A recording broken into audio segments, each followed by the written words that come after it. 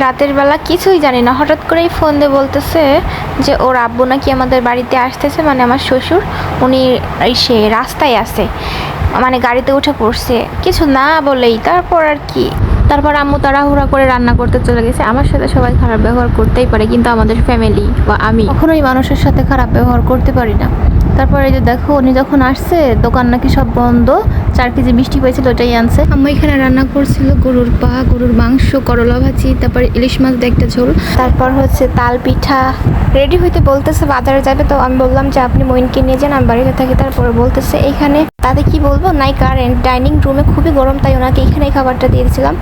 এই যে বাজারে গিয়ে এগুলো সব কিনে আনছে, আমাকেও নিয়ে গেছিলো। এখানে ছিল হচ্ছে আম, কলা, আঙ্গুর, আপেল, কমলা, আনার। এখানে বাবুর কিছু খাবার, তারপরে বাবুর জন্য জামা, টোস্ট, বিস্কিট। আমাকে আবার একখান 3 পিস কিনে দিল। ওই যে সাইডে এই ব্যাগটাই আছে।